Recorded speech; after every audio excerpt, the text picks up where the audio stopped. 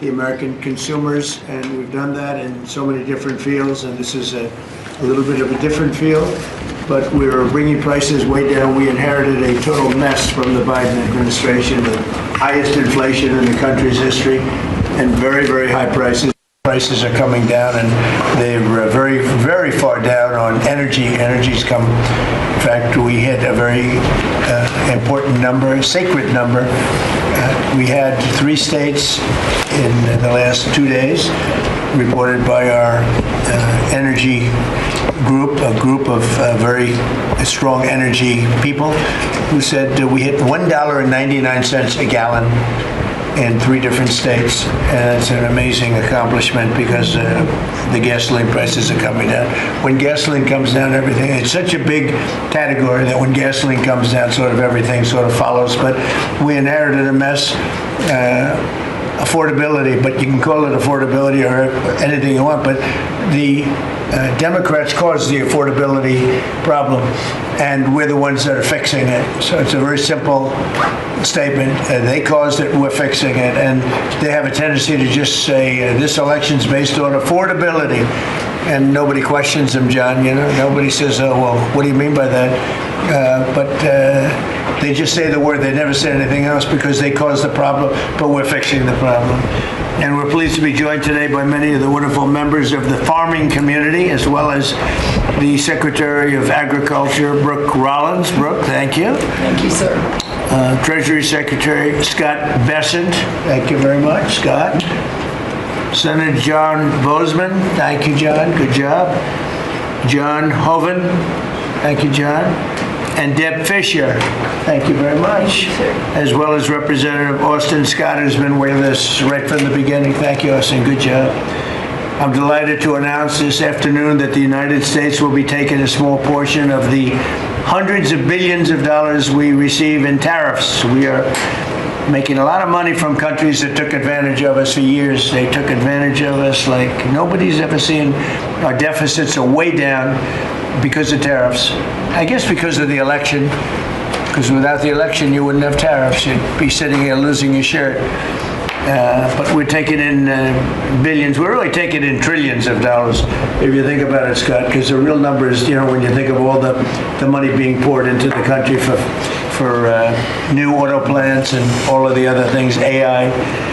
So what we're doing is we're taking a relatively small portion of that, and we're going to be giving and providing it to the farmers in economic assistance. And we love our farmers, and as you know, the farmers like me, because you know, based on voting trends, you could call it voting trends or anything else, but they're great people. They're the backbone of our country. So we're going to use that money to provide $12 billion in economic assistance to American farmers. $12 billion is a lot of money, Meryl. What do you think? Peanuts for you, though, right? Peanuts. She's a farmer of rice.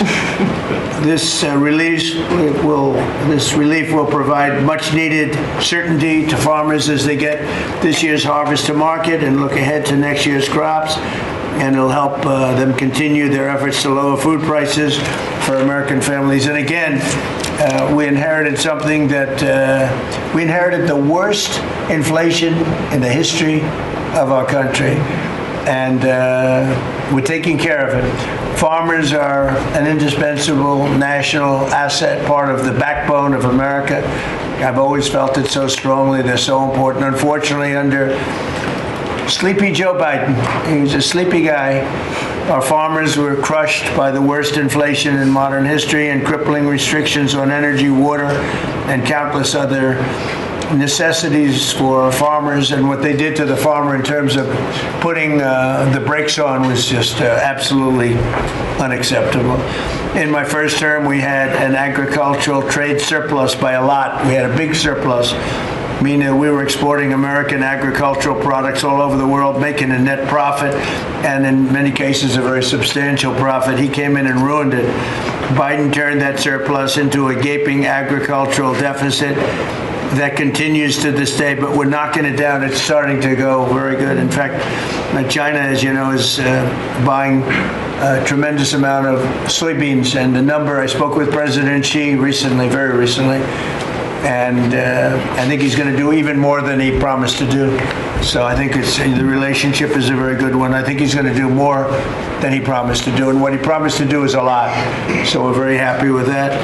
In the last year, Biden bankruptcies rose by 55%, having to do with farms. So farm bankruptcies under Joe Biden went up 55%. That's not good. But now we're once again in a position where a president is able to put farmers first, but unfortunately I'm the only president that does that. On day one, I terminated the Green New Scam. Energy prices are down, gasoline prices are down. We've slashed record numbers of crippling regulations, and we're working on huge trade deals already, securing $60 billion in agricultural purchase commitments. And, Biden made none. He didn't make any trade deals having to do with the farmers or any of it. It's crazy. China committed. He was the worst president in the history of our country, by the way, in case anybody has any questions. China committed to over $40 billion of soybean purchases, and that's a commitment. And I asked President Xi if he could even up it, and I think he'll do that. I mean, not a commitment. The $40 billion is a commitment, but the soybean farmers are quite happy. Since my successful meeting in South Korea with President Xi, purchases have been made and soybeans are being exported out of the United States to China as we speak. And I say that our soybeans, I told this to President Xi, our soybeans are more nutritious than competitors. Somebody said, is that a Trump statement or is that real? In fact, you know who asked me that question? President Xi asked me that question. He said, really, I had never heard of it. And he was a food purchaser for a long time. But that's what I hear. And Japan agreed to $8 billion in purchases of corn, soybeans, ethanol, fertilizer, aviation, biofuel, and rice. Japan never bought rice from anybody else. It's like a very important thing to them. And they agreed to buy rice, okay? Absolutely. So I also proudly signed into law the largest tax cuts in history, and the one big, beautiful bill, the monumental tax relief bill that is benefiting very, very strongly, benefiting the American farmer. And I think also for farmers, we have, as you know, and we got this, the estate tax, or the death tax, as they call it, on farmers, on small businesses. You don't have to pay it anymore. A lot of farms would you love your children, and your children are great, and they want to be farmers, and you leave the farm with your children, and a lot of farms are sort of cash poor, land rich, cash poor, and the kids would go to the local bank or to any bank, and they'd borrow money to pay the estate tax, and they'd end up losing the farm. They go bankrupt, and a lot of debt too. Literally. Because they love their farm and they love their business and they love that way of life, they end up committing suicide. A lot of suicides. We have no more estate tax. How about that? Do you have children? I do. Well, let them know. Now, if you love your children, then it's good. If you don't love your children, you don't have to leave them anything. It doesn't matter what I just said. They're still young. I still love them. I have a feeling you love them. I still love them. I have a feeling you love your children. But the estate tax is a very big thing, so you don't have estate tax. You die, you leave your farm or whatever, or small business to your children, you don't have to pay estate tax. It seems to affect the farmer more than anybody else, because you can have a farm that's very valuable, and therefore you have to pay a big tax, but it's not a big value in terms of cash. Maximizing domestic farm production is a big part of how we will make America affordable again, and bring down grocery prices for American families. And again, these are prices that we inherited. When I left, we were doing incredible. In 4 years, what they've done to this country in so many, and not even mentioning the border and the criminals allowed into our country and all of the other. So I just want to say it's a tremendous honor being with you.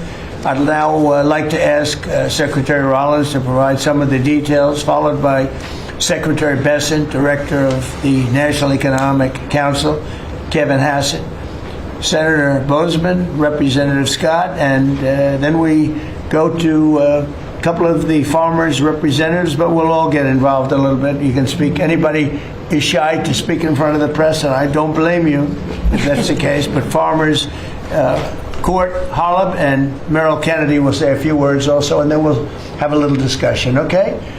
Madam Secretary. Thank you to the greatest boss in the world for a long time now. It's just an honor to be here. I'm going to keep my comments very short because I really want to make sure that you and the world gets to hear from our farmers. So a couple of quick points. Number one, this country and our farm economy is facing a crisis that we inherited that most of these farmers have not seen in their lifetime.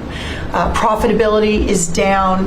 It's just one crisis after another. When we came into office, sir, when you did and you were sworn in on January the 20th, as you mentioned, not one new trade deal had been struck in 4 years.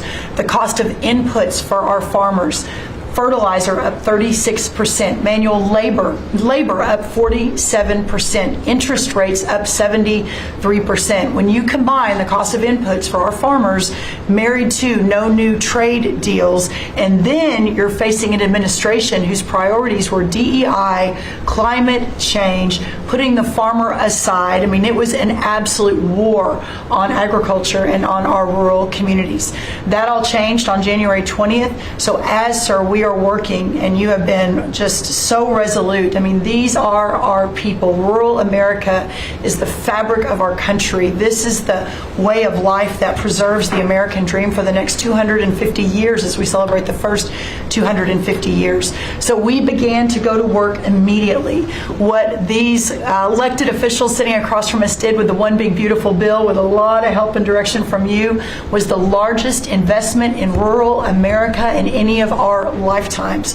We will begin to see that effectuated next year in 2026. As we have fought to bring input costs down, you have talked about, and even this weekend did an executive order, signed one, on looking into the reason that so much of these costs have been driven up over and over. Equipment, again, fertilizer, seed, et cetera, et cetera. We have to make sure we understand why that is. And then the continuing of the additional trade deals across the world. And no longer will America be held and beholden to the regime of other countries' tariff infrastructure. Instead, we are moving our products out across the world.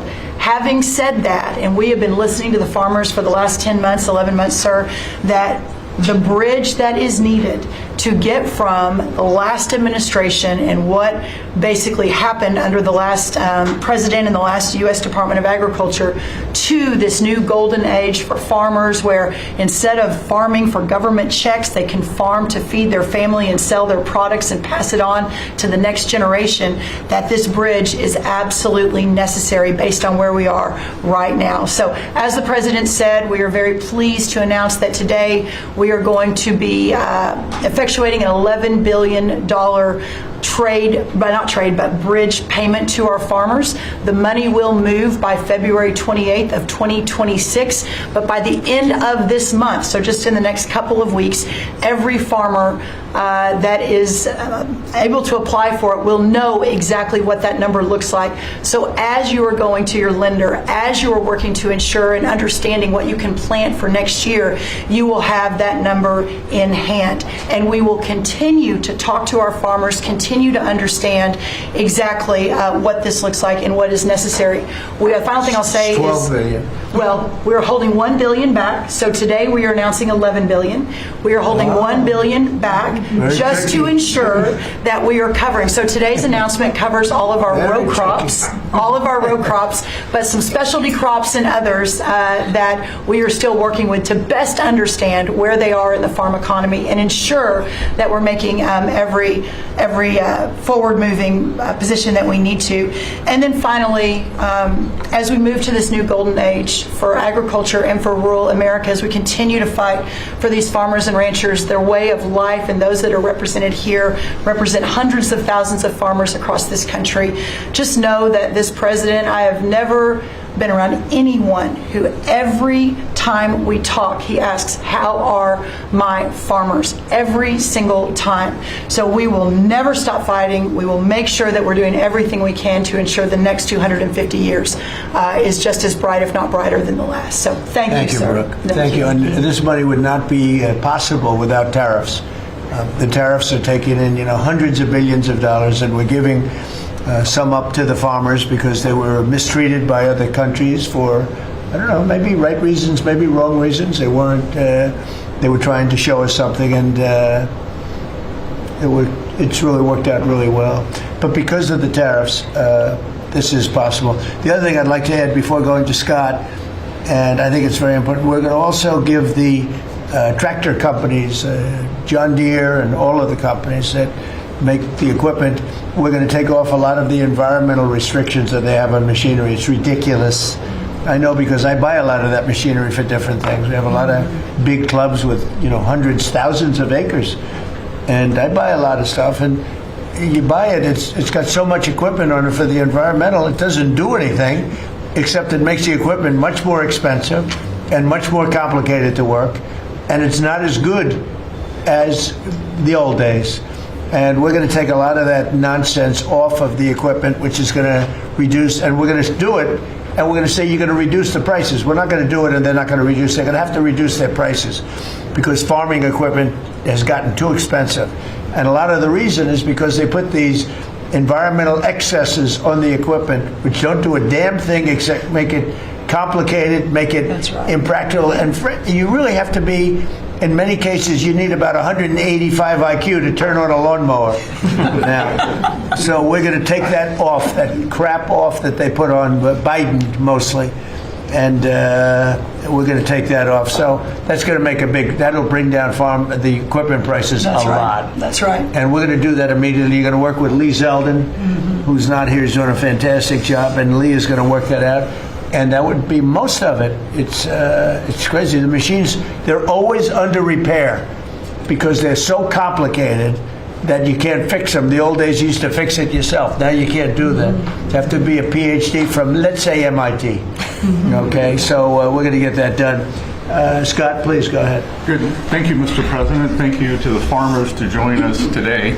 And I will tell all of you here that when either in person or when we are on a call with President Xi, the first thing the president asking for is more soybean purchases. That's right. We don't talk about geopolitics. We don't talk about trade. It's about soybean We purchases. don't even say hello. We immediately start. Soybean. We start with the soybean, please. Could you do a little? It's always could you do a little more?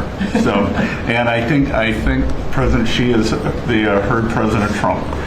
This group represents an American way of life that has fed our nation and its spirit for hundreds of years. You are the caretakers of the most productive agricultural country on earth. You drive hundreds of billions of dollars in exports, support millions of jobs, and keep America's economy running strong. And this administration is committed to keeping it that way. By putting farmers first, President Trump is ushering in a new golden age for agriculture. The President's $11 billion relief package for America's farmers comes at a critical time. These direct payments will give producers the breathing room they need to market this year's harvest and plan for next season. This serves as a liquidity bridge during a period of adjustment, supporting the strongest agricultural sector in the world. Add this to President's success in reining in Biden-era inflation, thanks to the administration's pro-growth policies, input costs like fuel and fertilizer are easing, and credit conditions are improving, interest rates are coming down, helping farmers prepare for the next harvest. President Trump scored a massive victory for America's farmers when he secured an arrangement with President Xi in Busan to reopen China's markets to U.S. agricultural exports, especially soybeans, sorghum, and other commodities. Under this framework, China committed to purchase at least 12 million metric tons of U.S. soybeans this growing season, followed by a minimum of 25 million tons annually for the next 3 years. And it's not just China. At the President's direction, Treasury, USTR, and the Department of Commerce have secured supplemental purchases of U.S. agricultural goods and major trade agreements across the world to open new markets to America's farmers. The One Big Beautiful Bill also delivered transformative benefits for America's small farmers. It locked in full expensing for farm equipment and 100% expensing for farm structures built during the President's term. I believe Representative Scott and a group in the House, we were originally just going to do factories, and they called us and said, you need to do farm structures too, and the President said, we're all in. And it extended and enhanced much-needed relief from the punishing death tax, giving family farms greater certainty as they plan for the next generation. Mr. President, thank you for putting America first by putting your farmers first. through pro-growth, pro-farm agenda, you are ushering in a new golden age of American agriculture, and Treasury is proud to help in this. Thank you, Scott. You know what we'll do? We're going to go a little faster because the last meeting we had was 3 hours. We're the most transparent group, so if we can go faster, it'll be great. And then we'll take some questions from the fake news. Is that okay? All right. Kevin, go real fast, Kevin. Yeah, I could go really fast, sir. Yeah. Sir, the farm economy, you always ask me to just get a few numbers to put it in perspective. And as I've looked through the incredible performance of these people that work so hard and are such important people for keeping communities alive, the thing that struck me the most, because you and I were here in the White House during COVID, is that during those terrible COVID times, farm production didn't go down. Like these farmers, they went to work every day and they produced so much. But then Joe Biden came in, so we had COVID, and farm production didn't go down. And then Joe Biden came in, and he really wrecked the farm economy. And so during Biden's term, 150,000 farms closed, sir. 150,000 farms closed after we went through COVID, and we didn't have a problem. Now, why did we do it? Why were we able to do that? I'm going fast. The first is that, do you know that expenses for farms fell 5% while we were here because of all the things that we did, expensing and everything else? But under Joe Biden, they went up 13% because of all the regulations, energy, everything else. But the thing that really jumped out at me the most is because you had high growth and low inflation. Interest expense for the farm economy fell $120 million per year while you were there in the White House. But under Joe Biden, it increased by $8 billion per year.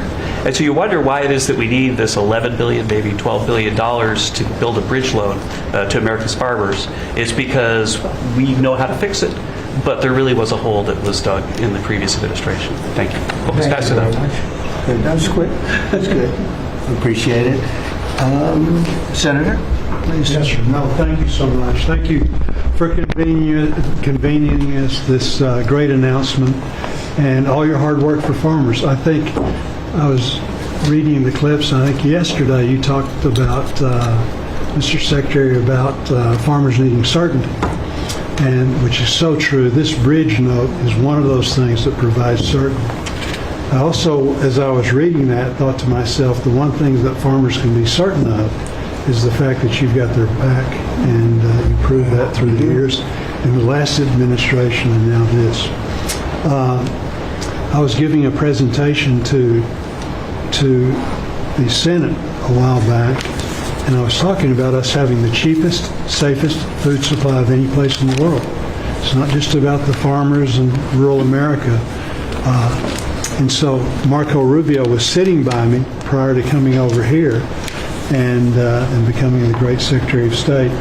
But he punched me and said, "John, always remind him," he was head of the Committee on Intelligence then. He punched me, he said, "Always remind them, food security is national security."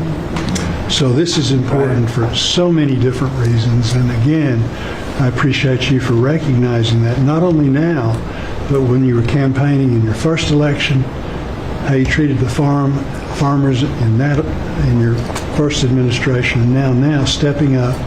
So we look forward to helping you if we need some additional help, looking to Congress or whatever, we'll be there for you. So We're taking in so much money with the tariffs now that it's such a pleasure. Without it, we wouldn't be able to help you. We're making our country, we're the richest country in the world now. And, we have a big decision. Hopefully we're going to get the right decision. It's such a big thing in the Supreme Court right now. We have a lot of bad people opposed to us, people that hate our country. Other countries are involved, some real sleazebags that I know, political sleazebags. And they're trying to take that away from us. And we have other methods, but they're not as powerful. They're not as quick. Some of the wars that I solved wouldn't have been solved using those methods. So it's a very important thing, the tariff. The decision of the Supreme Court's a very important thing. And Scott, we can do it other ways, but it's slow and it's cumbersome. and it doesn't have the power. It doesn't have the national security power that what we have. So I hope we're going to be successful. That's all I can tell you. Austin, please. Thank you, John. First of all, President, thank you for the selection of Brooke Rollins as Secretary of Agriculture. That was a big first step. You want to keep her? Absolutely. Can I Absolutely. butt in and second that? She's not only her, but her staff does a tremendous job. I agree. And, Remember eggs? Remember we came in and Absolutely. the people in the media, I'm going to be nice, people in the media were 3 days into offices, you right? They say egg prices are up like 90% more than that. And I said, I just got here. I didn't know about it. Anyway, she got those prices down to below what they were before. She's doing a great job. Now beef is starting to come down, and some other things are starting to come down. Again, we inherited these problems, but we're getting them down. Go ahead, please. She's a fact-based decision maker, and the egg issue is where I learned about her. She said, we're not going to use a vaccine that doesn't work. We're going to develop a vaccine that does. And that is 100% what it takes. And so we have to make decisions based on facts.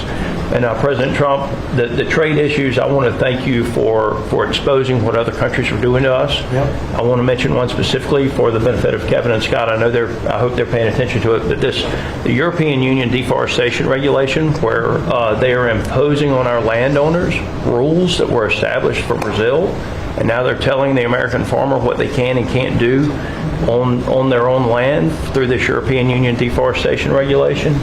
What does it tell? Explain that. They are telling the American farmer that if their timber is cut and they are going to use that land for pasture land or for production agriculture, that they will not take the timber or the byproducts from the sale of that timber. And I have talked with James a little earlier about we need to make it clear to Europe, Mr. President. If you can give me a 2-paragraph statement on that, I will give that to them, and they will do what they have to do. Yes, sir. We're always helping them, and they do this kind of stuff. And they pass little regulations that cost billions of dollars. It takes them 2 minutes to do it. They do it. Very tough. No good. You give me a couple of paragraphs. That's all. We don't have to do a lengthy study, and I'll get that changed fast. Okay? Thank you very much, President. We love you. It's incredible. It's incredible. I mean, every day it's something else. A country that can't feed itself doesn't know what freedom is. And so thank you for making sure that our farmers have the tools that they need so that we as a country can feed ourselves. Well, just what you said to me about, the European Union. I think that's the European Union, right? We have to be able to act quickly with tariffs. We can't just, go to a committee, go to a study that takes 7 months and talk. We got to be able to act quickly. So thank you very much. Thank you. John? So, thank you. I think that's the message from Farm Country is thank you very much. In the Working Family Tax Relief Act, or as my young staffers call it, OB3, there is a tremendous amount for farmers and ranchers. You mentioned the credit as far as estate tax, which is so important. You analyzed it just right. But also in there, we enhanced ARC and PLC, which is a countercyclical safety net, thanks to the strong leadership of Senator Bozeman and our colleagues in the House. We also included the Farmer Act, which was my bill to make crop insurance more affordable. These tools will kick in next year, Mr. President, in a big, big way for our farmers. Big time. And people aren't even really looking at it yet. But it's going to be a very big deal. So today is all about bridging to get there. And I want to thank Secretary Bassett and Jameson Greer. They're tremendous. And they're negotiating hard out there for farmers and ranchers. And I know it's because you're setting the tone. But this is that bridge. And so we need to come back to Secretary Rollins. Thank you. Your leadership on this was vital. And Mr. President, you're right, they love you in Farm Country out there. All you have to do is drive out and see the flags and signs all over the field. on the hay bales, right? It's a great honor. They're great people, the best people. This is really important. Really important for our farmers and ranchers. Thank you very much. You're doing a great job too, John. Thank you. And whatever we need, we get through the Senate, we get through the House, we'll get it done. I think we'll start maybe with Court Holland. and you come from Yeah. a place that I'm very happy with. I hail from the great state of Iowa.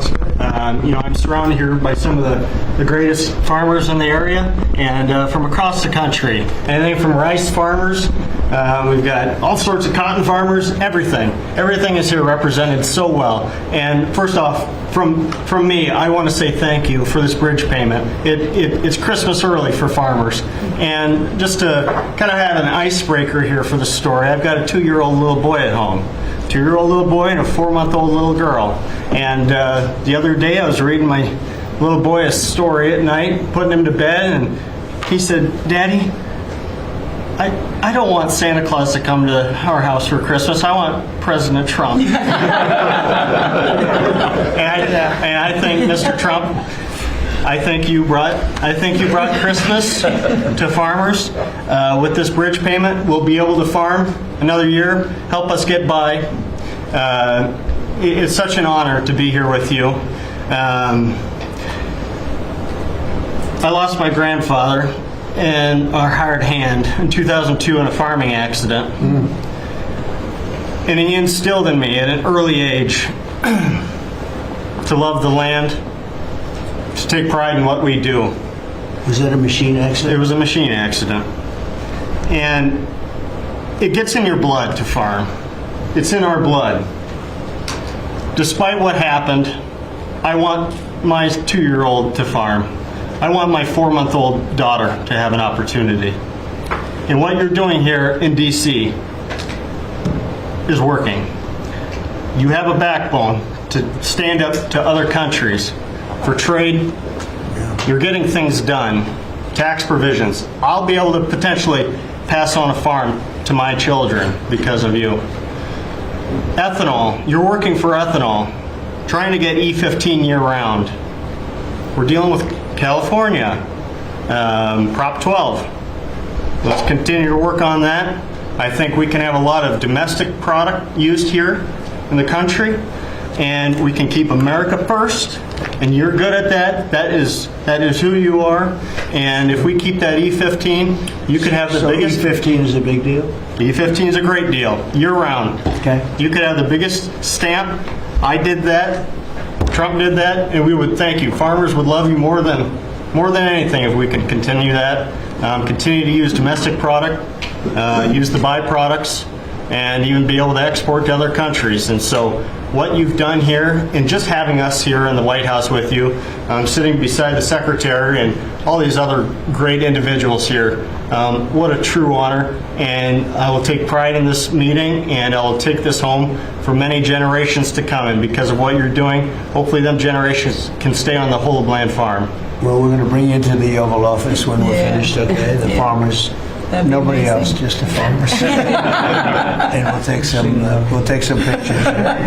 Our representatives also. Okay? We have to let them know because they're doing a great job, John and Austin. We appreciate it. You're doing a great job. Meryl, go ahead, please. Tell us about rice. Rice. Well, thank you, first of all, for inviting me here. And my friend, the secretary, you have an incredible lady right here. She really is. Along with being a mother of 3 and a wife, I run my family's agribusiness, Kennedy Rice Mill, in a little town called Moraige, Louisiana, about 1,000 people in the northern part of the state. We employ around 150 people taking rice from the field to a finished product, supplying some of the largest food companies that many of you would know here domestically, but also abroad. And my sisters and I, because there is 4 of us, right? I'm the youngest of 4 daughters, started our own rice brand a few years ago to just tell the story of American agriculture that hadn't really been told before. But I wish I was here under better terms. I'll tell you, I think the rice industry thanks you sincerely for what you have done for the California rice market and to Japan. It has been monumental for our industry. But us in the South are really struggling. I mean, this is not just a crisis. I would say it's almost a market dynamics that really are true anti-competitive nature, right? So it follows what you sent out this weekend, and we do believe that countries are dumping rice into this country today. We've never seen imports this great. Which countries? India, Thailand, even China into Puerto Rico. Puerto Rico used to be one of the largest markets for U.S. rice. We haven't shipped rice into Puerto Rico in years. So this has been happening for years. This didn't start during your administration, but unfortunately, we're seeing it in a much bigger way now. The tariffs are working, but we need to double down because You want more? I mean, well, they're cheating, right? They're they're just Could I ask- subsidizing and then Scott, and then India. they- Tell me about India. Why is India allowed to do that? They have to pay tariffs. Do they have an exemption on rice? No, sir, we're still working on their trade deal, so we'll... Yeah, but they should be dumping. I mean, I heard that from others. So you can't do that. There's a WTO case against India right now. Give me the countries, if you could. Go ahead. India. Who else? So Mark it India, down. What'd you say? Yes, sir. India, Thailand, China into Puerto Rico, not into the continental U.S., but into Puerto Rico. Those are the main culprits. So Puerto Rico used to do a lot of business, and now you. 100% Puerto Rico was U.S. based. All right. And so now easy to it's- settle. Okay. But there's others too, and I can get you a full list. Give as me well. a full list. Yeah. Of course I can. All right. So. Go ahead. Please. So truly, this is a national security issue. I think you put it just perfectly. And so I want for all of us in the room to know that rice is more than just a commodity. It's a currency in many of these And countries. you love rice, right? I love rice. Yes, I'm going to get you to love rice too. The next time you're not going to have a button for a Coke, you're going to have a button for a rice. But Farmers love what they do. that's true. Well, our farmers can feed this nation and many nations abroad, but we need fair trade, not free trade. And so we appreciate what you've done today. We appreciate what you did in the big, beautiful bill. I mean, my word, you really changed reference prices. And, we're hopeful that we can even move that further. I know that rice prices right now are the lowest they've been in over 40 years. So we're going to struggle. We're going to max out on our payments probably. So that's something that I know those in Congress can potentially help us with to change. But again, we appreciate everything you're doing. This solved so quickly with tariffs to these countries that are illegally shipping. It's solved. Your problem is solved in one day. That's why we have to win the Supreme Court case. In one day, that problem's solved. It's so unfair. They go out of business. They put everyone out of business. That's what they did to our car industry. We lost more than 50% of our car industry because of that. We lost our chip industry. Went to Taiwan because of that. If you had a president that said, no, you can't do that, it's 100% or 200% tariff on chips if you make them outside of the United States, we would have never lost our chip industry. But we're going to have 40 or 50% of it back very shortly because they're all coming in now from Taiwan. They're building chip companies. But it's the same thing with rice. Thank you, Dawn, very much. Well, thank Really you. nice. Well, it'll be good. And we'll Thank you. get it solved very quickly. We just need the countries. We just give us the names of the countries. Yeah. Tariffs, They again, own the it solves largest the problem in 2 minutes. Yeah, they've bought the largest brands at retail too, right? So they have an incentive to subsidize their products so that they can keep it on Yeah, shelf. who did that? The Indians own the two largest brands. All right, then we'll take care of it. It's so easy. So, do you have any questions? Yes, President Trump. How about keeping it on farming? Your team answered Supposed all of to my questions votes. on farming, but I do Something, have... yeah. Do you have a farm Mr. question? President, In the interest of affordability with this aid package, I assume that that's something you want consumers to see before midterms next year. How quickly will that affect prices at the grocery store? Well, I think the prices are going to be going down already. I mean, the prices are way down. We brought prices way down from what it was. We inherited high prices. We inherited the biggest inflation in the history of our country. That means prices going up. And we brought it down very substantially. Now inflation is essentially gone. We have it normalized, and it'll go down even a little bit further. You don't want it to be deflation either. You have to be careful. But we brought it way down. We had inflation that was the highest in the history of our country. They say 48 years, but I say the history. 48 years is pretty bad too, right? So we're solving those problems. We're bringing them way down, yeah. Would you consider MAHA incentives for farmers that go by MAHA guidelines? Well, a lot of the farmers like those MAHA guidelines, yeah. So, I mean, they do. We like MAHA. How do you feel about Yeah, that? let me answer that. So this is another reason, I didn't mention it, but this is another reason I think that what we're moving into is a golden age for agriculture. As Secretary Kennedy and I, and across our cabinet with the president's leadership, focusing on making America healthy again, the undergirding foundational effort in that is our agriculture industry. It is our farmers and our ranchers. So as the new dietary guidelines come out in early January, where USDA alone spends $400 million a day on nutrition programs, that's a whole other SNAP, fraud, etc. But when you think about what a market mover that is, as we begin to move the market toward more locally produced, American-made, healthier products closer to the schools, the hospitals, etc., you again begin to open up so much of the market for the great products produced by these farmers instead of ultra-processed foods out of a box. So there's a lot that's going to be coming on that as well. I'm really excited. I have a question. It's not related to farming, but if you'll entertain, I'm Kara from Lindell TV, Kara Cashnova, and I'm not fake news, just so you know. And everybody's talking about the pipe bomber over the weekend, the suspect that was taken into custody. I reported on Biden's kangaroo court for 4 years, and this is an important question to me. Everyone knows that J6 was a Fed's direction to set you and your supporters up. So my question is, what's your gut instinct about the new pipe bomber suspect taken into custody? Does your instinct tell you that he acted alone? And also, Mr. President, how do you feel about the lead prosecutor on the pipe bomber case? Jocelyn Ballantine is the same prosecutor that allegedly asked the J6er to lie to frame you for J6 when you did nothing wrong. What are your thoughts? Well, thank you. I really appreciate that question. It's sort of a statement, and I appreciate it very much. Jocelyn is being looked at. They all have to be looked at. What they're doing is so bad. This was a whole Democrat hoax. The whole thing was a Democrat hoax, and it's all being looked at. I appreciate that. Mr. President, or is more expected? Is this the final aid package? It depends on where we go. China's buying a lot. Other countries are buying a lot. And, the interesting thing about the farm, they don't want aid. They want just to have a level playing field. I've seen that more with farmers than anybody else, any other industry, right, Deb? Right. We've seen it more with farmers where I've had meetings like this, and primarily in the first term, and we did a great job. We turned it around. This is going to be the golden age. But the farmers don't want aid. They want to have a level playing field, because if they have a level playing field, they'll do better than anybody else. They're better than anybody else. Our product is incredible. Our machinery is incredible, right? I mean, we do have the best machines. It's a very big statement I made, though. The environmental excess that we have put onto our tractors and all of our machinery. Do you all agree with that, by the way? You don't know. It's got to go. It doesn't do anything except make the machines break all the time. Yeah.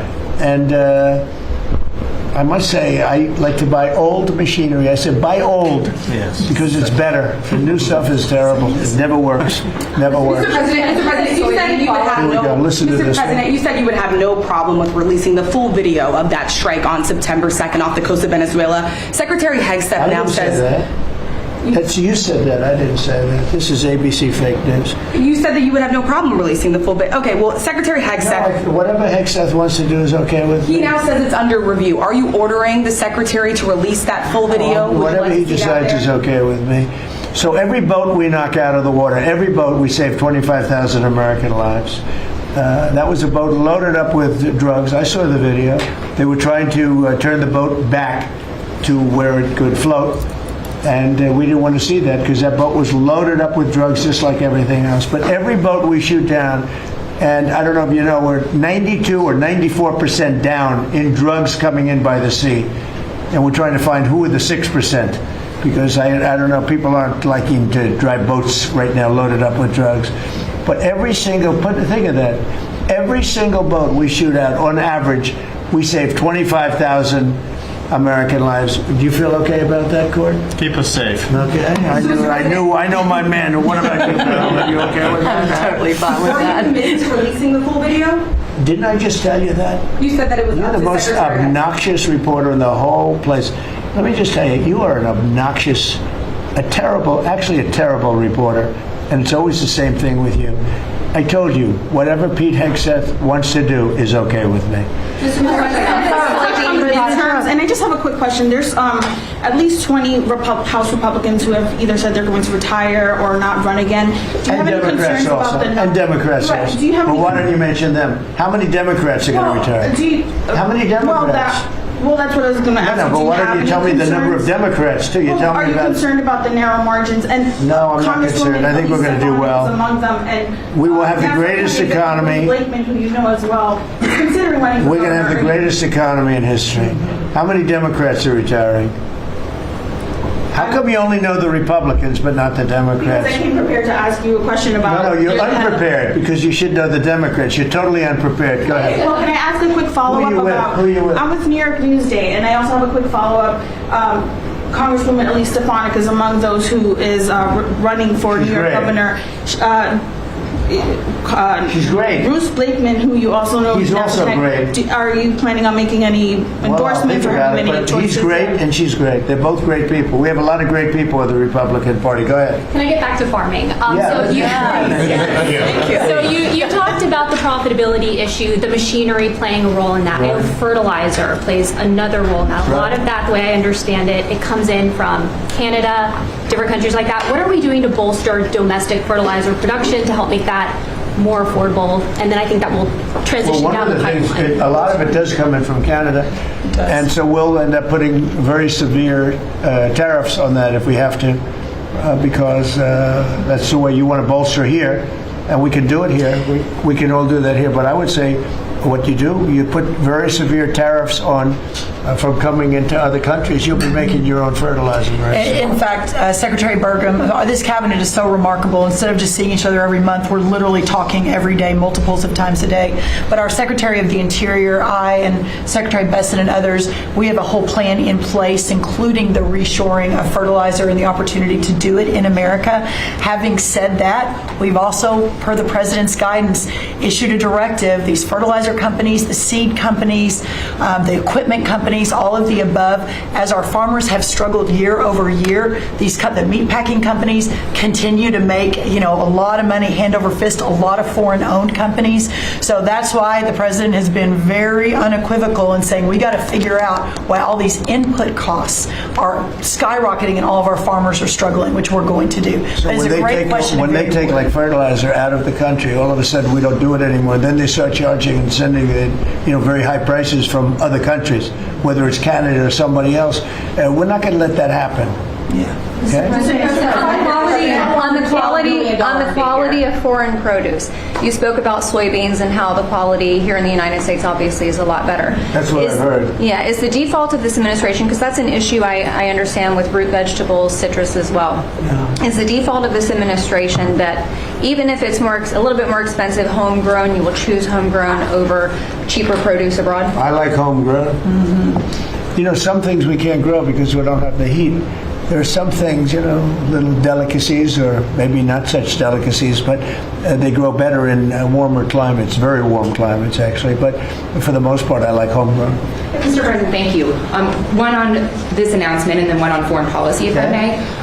Are you open to tapping into tariff revenue again should farmers find they need additional relief to get to that level? Yeah, and if we're going to make the farmers so strong, and I'm not even talking about financially, because they just want to be able to produce what they can produce, and we're going to make them so strong that it will be indeed a golden age for farmers. And then on Russia and... We had it going in the first administration, and then Biden came in and ruined everything. They had no idea what they would. They did. I think they hated the farmer. I love the farmer. That's why I got 94% of the vote from the farmers, but they hated the farmers. I love the farmers. Go ahead. And then on Russia and Ukraine, obviously your administration has been having talks with each side. Given that there is no peace deal at this point, will your administration stay engaged in those talks to effort a peace deal? We just want to see people stop from being killed. We don't, as you know, Joe Biden gave them $350 billion. And I gave them nothing. I did give them javelins at the beginning and knocked out a hell of a lot of attacks. But and Obama gave sheets. Remember, Obama gave sheets and I gave javelins. But no, we have We have a great situation going over there, except for one problem. You got a lot of people dying, and I want to see that stop. So you have mostly Ukrainian soldiers and Russian soldiers. Last month, 27,000 soldiers died, mostly soldiers. A few people from the dropping of a missile in the middle of Kiev or wherever, which is a terrible thing. But mostly soldiers. 27,000 soldiers died last month. That's what I want to see stopped. We, as you know, we now sell equipment to NATO at full price, and NATO takes that equipment and probably gives it to Ukraine. I guess they could give it to others too, but for the most part, give it to Ukraine, and they're working with Ukraine in terms of distribution of equipment, missiles, etc. But we aren't spending money. What we are doing is spending time on a humane basis. We want to see if we can stop the killing of 27. It would have never happened. This war would have never happened if the election weren't rigged. If I were president, this war would have never happened. President Trump, if you could pick anything. The soybean purchases.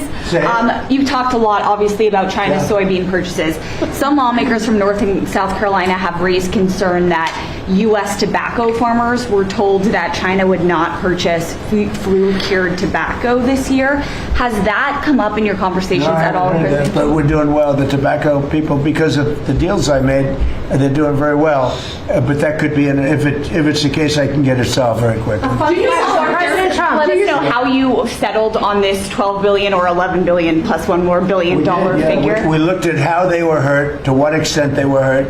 We did a very, steady progression of charts, and we figured out a very exact number, and it was about $12 billion. Okay? President Trump, if you had one Christmas wish for America besides making American farmers great again, what would it be? I would say very simply, I go by a statement when people ask that question. Remember that question was asked to Ted Kennedy, and they said, "Well, what are you going to do to make America great?" And he couldn't answer the question. I have a very simple. We're going to make America greater than ever before, and we're going to do it through a series of tariffs, intelligent taxes, and incentives. And our country has never been stronger. We've never had anything like coming in. We have $18 trillion coming into our country right now. There's never been anything like it. And if you ask me that, I'll say I just want to keep doing what I'm doing because there's never been anything like it's happened. Do you support the biggest number ever in history was $2 trillion, and we're at $18 trillion. This is money pouring into our country on building car plants, on building AI plants.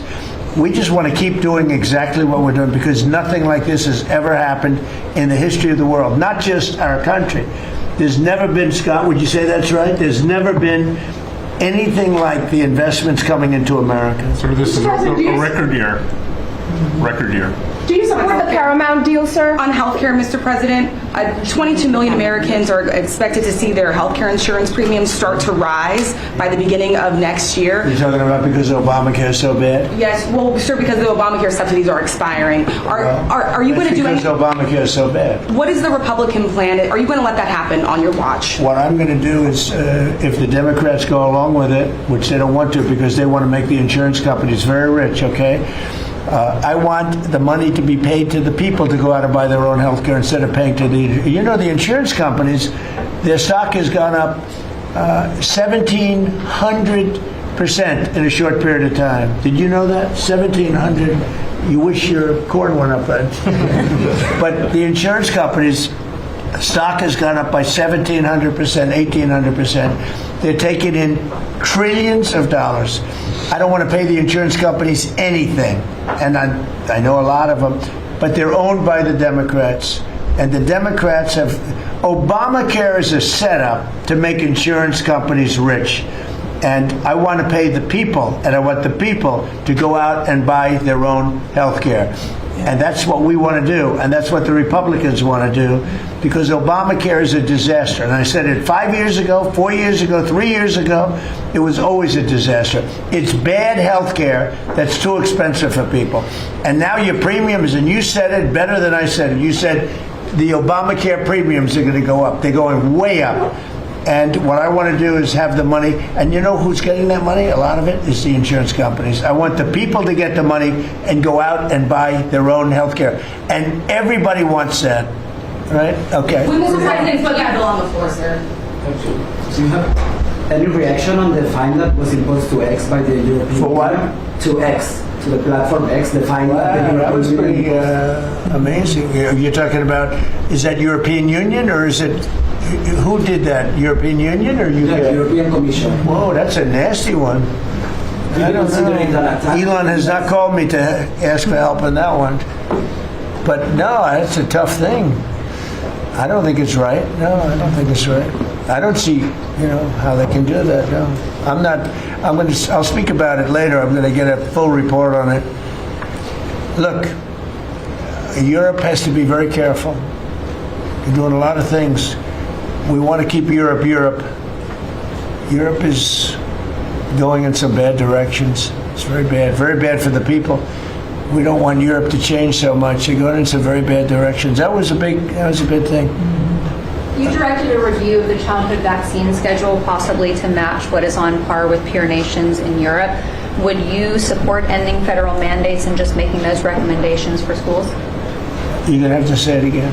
As far as the vaccine Louder. As far as the vaccine schedule for children, would you support ending the federal mandates and making it optional for schools? Well, we're looking at a lot of things having to do with vaccines and with the different. I think we take like 88 different shots, all wrapped up in one big glass of stuff like that, and we're going to be reducing it very substantially. Do you support the Paramount? It'll be safe, bid, Mr. President? but we're going to be reducing it very Do you substantially. support the Paramount bid for Warner Brothers that I came don't this know morning? enough about it. You spoke about Netflix last night, saying you have concerns about them. I know the companies very well. I know what they're doing, but I have to see what percentage of market they have. We have to see the Netflix percentage of market, Paramount, the percentage of market. I mean, none of them are particularly great friends of mine. I want to do what's right. And so very important to do what's The right. Paramount deal was supported by Jared Kushner, Mr. President. Would that impact your decision? If Paramount is, I don't know. I've never spoken to him about it. He's really trying to work on Gaza. I think his primary thing is Gaza. You're making house visits on Christmas Eve, as he suggested. Does the beast need to be fitted with sleigh rails? You want to answer that question? Absolutely. We should put sleigh rails on the beast, yes. It is the Support same. that? Go ahead. That Republican plan that you just talked about when it comes to health care, when do you expect Republicans to put that We're looking at it very strongly, and we're also going to the Democrats and asking them to do it. The Democrats want to make the insurance companies rich. They're all paid off by the insurance companies. A tremendous amount of the insurance company funding goes to Democrats. Why don't you ask that question of the Democrats? Because I would love to do it. I'd love all of the money to go to the people. They go to the people. I put that out 2 weeks ago. It became #1 viral. People love it. I want the money to go for healthcare, to go to the people and let the people buy their own healthcare through an account. They can buy their own healthcare. And everybody loves it, except for the Democrats. And you know why they don't? Because they're paid off by the insurance companies. Okay, what else? Yeah, Alina Habba says she's stepping down as U.S. Attorney for the District of New Jersey after the courts disqualified her. Do you have any comment on that? Well, she's not disqualified. You've got a blue slip thing that's horrible. It's a horrible thing. It makes it impossible to appoint a judge or a U.S. attorney, and it's a shame. And the Republicans should be ashamed of themselves that they allow this to go on, because I can't appoint a U.S. attorney that's not a Democrat, because they put a block on it. So if you appoint in Virginia or in New Jersey or in California a U.S. attorney or a judge, I mean, a judge situation is ridiculous. The only people that you can get by are Democrats, because they will put a hold on it. If I put up George Washington and Abraham Lincoln to be U.S. attorney in New Jersey or to be U.S. attorney in Virginia, we have Democrat senators, they will not approve them. And this is a gentleman's agreement that's lasted for too long, and it doesn't make it, especially in light of what's going on today, it means you can't appoint a Republican U.S. attorney, and we don't play the same game with them, but they do. And I hope that somebody speaks to Senator Grassley about doing something about the blue slip, because I'm telling you, John, I put up great people, top people, highest education, the best lawyers to be like U.S. attorney, and both senators, it only takes one, but if they're Democrat senators, they say, we're not going to approve it. I had a couple of them say, why don't you appoint Democrats? All because Senator Grassley, with his blue slip stuff, will not let anybody go by. By the way, the Democrats have violated the blue slip provision on numerous occasions, but we don't do it. And what it means is, I guess I just have to keep appointing people for 3 months and then just appoint another one. And it's a very sad situation. We're losing a lot of great people. We have about 7 U.S. attorneys who are not going to be able to keep their jobs much longer because of the blue slip. Because I think I know why they did that, to protect their ass. Okay, that's why they did that. But it should be done away with. I want to be able to appoint the most highly educated, the most respected people. They can't keep their jobs because of the blue slips. Terrible. Okay, thank you very much, everybody. Thank you. The farmers, let's come into the Oval Office, all right? Deb, come on. We're going to go into the Oval Office.